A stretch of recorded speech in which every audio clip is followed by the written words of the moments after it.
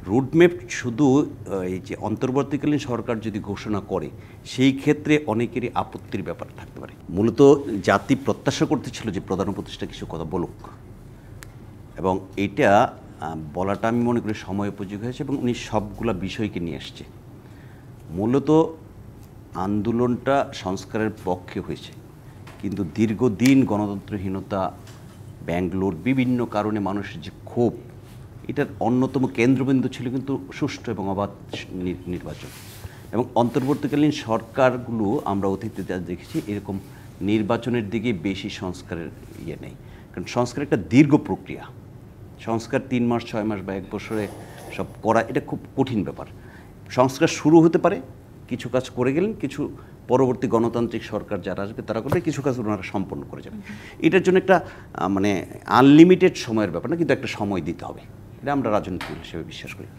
রুটম্যাপের ব্যাপারটা যেটা বলেছেন, রুটম্যাপ উনি দেয়নি, কিন্তু উনি যে কথাটা বলেছেন যে জনগণ না চাইলে আমরা চলে যাব বা আমাদেরকে বিদায় করে দেবেন, রাজনৈতিকভাবে এই জিনিসটি হবে।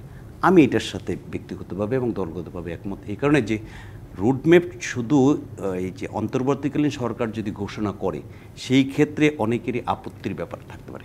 আমার মনে হয় যে অন্তর্বর্তীকালীন সরকারের প্রধান অথবা সরকারের যারা আছে, এই রাজনৈতিক দলসমূহ, বাংলাদেশের আরও যারা স্টেক হোল্ডার, যারা নির্বাচন সংক্রান্ত কাজ করে, সুশীল সমাজ, সাংবাদিক, তাদেরকে ডেকে রুটম্যাপটা ঠিক করতে হবে যে আমি কোন সময় পর্যন্ত সংস্কারটা করব।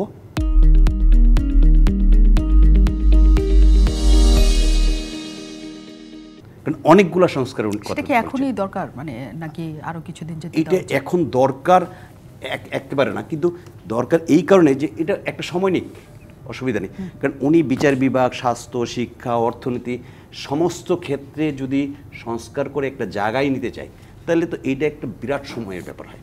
তাহলে রাজনৈতিক দলসমূহের সাথে বসলে এই জিনিসটা আসতে পারে যে ঠিক আছে 2 বছর 1 বছর যেটা আলোচনায় আসে, সেরকম একটা সময়ের মধ্যে আমরা এই কাজগুলো শেষ করব।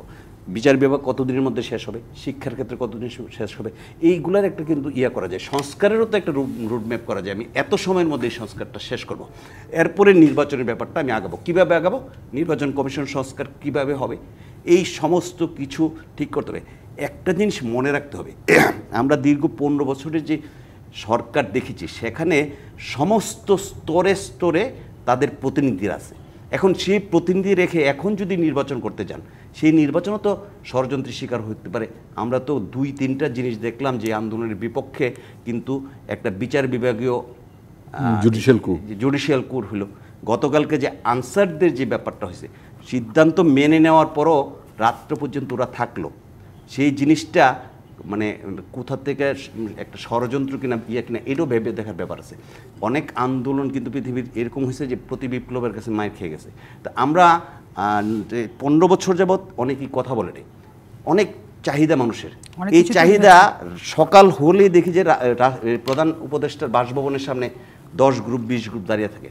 এইটাও একটু আমাদের নিয়ন্ত্রণ করা উচিত, এবং নিয়ন্ত্রণ করে আমরা সংস্কারটা কত দিনে করবো এটা রুটম্যাপ আনা দরকার।